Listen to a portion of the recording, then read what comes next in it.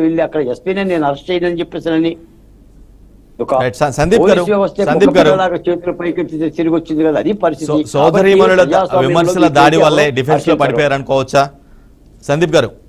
సోదరీమణులు ఇద్దరు కూడా వైఎస్ షర్మిల కావచ్చు, సునీత కావచ్చు, వాళ్ళు రోజు చేసే విమర్శల దాడి వల్లే డిఫెన్స్ లో పడిపోయి వ్యక్తిగత జీవితం గురించి కూడా మాట్లాడుతున్నారు అనుకోవాలా సందీప్ గారు?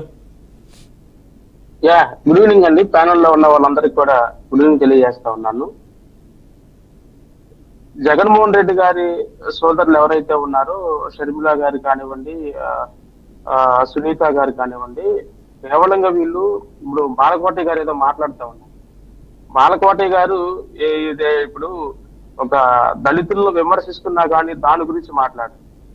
ఇప్పుడు చంద్రబాబు నాయుడు ఎవరైనా దళితుల్లో పుట్టాలనుకుంటారా అంటే దాని గురించి మాట్లాడరు.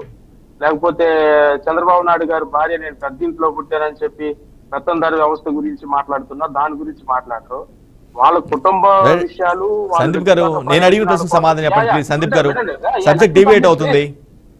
Please let me complete. నా ప్రశ్నకి బదిలేవండి మీరు. అదే చెప్తున్నా.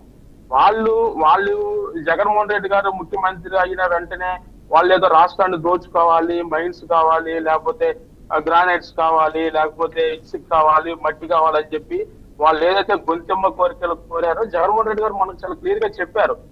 మనకు ప్రజలు అవకాశం ఇచ్చింది ప్రజలకు సేవ చేయడానికే తప్ప మీకు వ్యక్తిగత ప్రయోజనాల కోసం, మీ స్వలాభం కోసం రాష్ట్రంలో ఉన్నటువంటి ప్రకృతి వనరులను వాళ్ళకేదో దోచిపెట్టలేదనో, లేకపోతే వాళ్ళకేదో లబ్ధి చేకూర్చలేదని చెప్పి వాళ్ళ వ్యక్తిగత ప్రయోజనాల కోసం వాళ్ళు ఏదో జరిగిన విషయాన్ని అడ్డం పెట్టుకొని వాళ్ళ స్వలాభాల కోసం టీడీపీ వాళ్ళు, చంద్రబాబు నాయుడు వాళ్ళ ట్రాప్ లో పడిపోయి వాళ్ళ ఇష్టానుసారంగా వాళ్ళు మాట్లాడుతూ ఉన్నారు తప్ప చాలా క్లియర్ గా చెప్తా ఉన్నాము.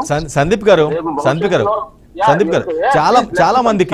చాలా మందికి ఒక్కటే డౌట్, టీడీపీ ట్రాప్ లో పడాల్సిన అవసరం లేదనేది మాత్రం బలంగా చెప్తున్నారు. వాళ్ళు చెప్తున్నారు, బయట జనం కూడా అనుకునే పరిస్థితి వాళ్ళ ట్రాప్ లో పడాల్సిన అవసరం లేదు అనేది. పసుపు చీరలు కట్టుకొని ఇప్పుడు పసుపు చీరలు కట్టుకొని పసుపు బొకేలుగా తీసుకొని చంద్రబాబు నాయుడు దగ్గరికి వెళ్ళినప్పుడే ఆంధ్రప్రదేశ్ లో ప్రజలందరూ చాలా స్పష్టంగా అర్థమైంది. పసుపు ఎవరికి పేటెంట్ కాదు కదండి, పసుపు అనేది ఎవరికి పేటెంట్ కాదు కదా. అదే చెప్తున్నాను, పసుపు బొకేలు తీసుకొని వెళ్ళినప్పుడే ఆంధ్రప్రదేశ్ లో ప్రజలందరూ గమనించారు. చంద్రబాబు నాయుడు వీళ్ళకి లబ్ధి చేకూరుస్తేనో, లేకపోతే వీళ్ళు అమ్ముడుపోతేనో, లేకపోతే వీళ్ళు చంద్రబాబు నాయుడు ట్రాప్ లో ఉంటేనే ఈ విధంగా జరుగుతుంది అనేది ఆంధ్రప్రదేశ్ లో ప్రజలందరూ గమనించారు. ఒకవేళ బాలకోటి గారు లాంటి వాళ్ళకి అర్థం కాకపోవచ్చు కానీ, ఎందుకంటే బాలకోటి గారు లాంటి వాళ్ళు పూర్తిగా చంద్రబాబు నాయుడు. సందీప్ గారు, మీరు గమనించారా లేదో?